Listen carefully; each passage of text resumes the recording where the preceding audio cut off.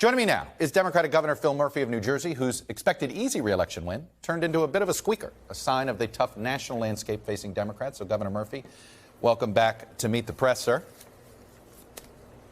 Good to be back, Chuck. Thanks for having me. So let me ask you this. Look, on one hand, you made history. First Democrat to win re-election. And I know you're going to say that and how difficult that was. And you know, whether you win by a vote, I get it. But I'm sure you were surprised that it was as close as it was. What lesson do you take away from this squeaker? Yeah, listen, I'm happy to have made history. I got more votes this time than last time, so that's all for the good. A couple of reactions. Thank God we put the programs in place we put in place. The actions we took, whether it's expanding pre-K, raising the minimum wage, investing at all-time record levels in infrastructure, because I think had we not, we might have been swept away as well. And secondly, Chuck, it's quite clear there's a lot of hurt out there. And there are a lot of kitchen tables that we need to connect more deeply with and help folks get through this period, whether they lost a loved one, a job, a small business. They're frustrated by the ongoing pandemic or economic recovery, whatever it may be. I like what we're doing. That's quite clear. Without it, we might have been swept away. But we want to reach more deeply into more families in our state. Do you agree with the state party chair, Leroy Jones, who said this to the New York Times on Thursday? The paralysis in Washington has worked its way here in New Jersey. The dysfunction has caused people to take pause. You agree? I think to a certain extent, Leroy has put his finger on one of the factors. You know, it's remarkable. The debate in Washington feels, although this infrastructure bill on Friday, by the way, is a game changer. We're the most densely populated state in America, so it's a particular game changer for New Jersey. But on the whole Build Back Better debate, it feels very abstract from here. New Jersey is doing expanding pre-K, expanding childcare, funding public education, making housing more affordable, college more affordable, healthcare more affordable. So you look at that debate in Washington and folks feel like, well, I wonder if this would work. And I'm screaming out, listen, look at New Jersey. It is working. We're doing this stuff, and we know it works.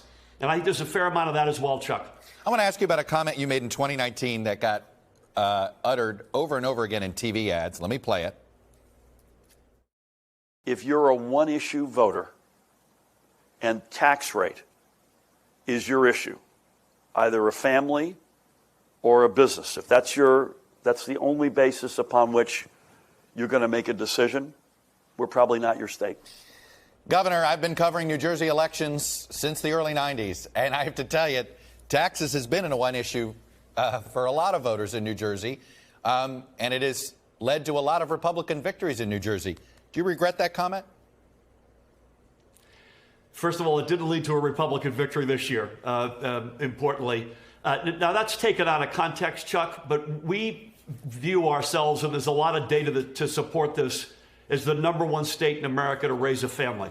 We have the #1 public education system in America, one of the top health systems in America, a quality of life that is in many respects second to none, and affordability is very much a part of that. We inherited a mess 4 years ago. I promise you, every single day, we've been fighting to make the state more affordable and make it every day the #1 state in America to raise a family. We've been doing that, and I commit to folks we'll continue to do that. There also appears to be a bit of maybe it's an ideological issue. South Jersey.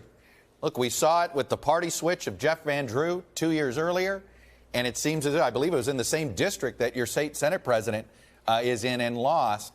Do you think progressive politics is just not playing as well in South Jersey as it might in North Jersey? Couple of things. First of all, I'm very proud that the entire New Jersey delegation on both sides of the aisle voted for the infrastructure bill on Friday. I think that's a real testament to our ability to come together. Secondly, shocked that my friend and partner Steve Sweeney has lost a race. I think it is a combination of where we started in this conversation a couple of minutes ago, Chuck. We got to get to more kitchen tables. I don't think that raising the minimum wage, expanding pre-K, making college healthcare more affordable, all-time high investments in infrastructure, I don't think that's a progressive, non-progressive agenda. I think that's directed at making families' lives better and quality of life better. But we got to clearly connect more deeply into more kitchen tables in this state. That is for sure. Mandate fatigue. Everybody has it. I think you know it. Probably people that abide by the rules have it. Considering that seemed to be a little bit of a motivator for some, are you at all thinking about some relief on any of your mandates? Listen, there's mandate fatigue everywhere, including with yours truly, so let there be no doubt about that. At the moment, no, but my hope is particularly with our kids under the age of 12 now being able to get the vaccine, that we will at some day, sooner than later, be able to lift the mask mandate that we have in schools. That is my fervent hope. We're not there yet, but please, God, we can get there sooner than later. We got to get there safely, responsibly, but I believe we can get there, and I hope it's sooner than later. All right, Governor Phil Murphy, Democrat from New Jersey, who did make history, the first Democrat to win re-election in New Jersey since the 70s. But boy, was it a squeaker. Thanks for coming on and sharing your perspective of what happened. Thanks for having me, Chuck. Thanks for watching our YouTube channel. Follow today's top stories and breaking news by downloading the NBC News app.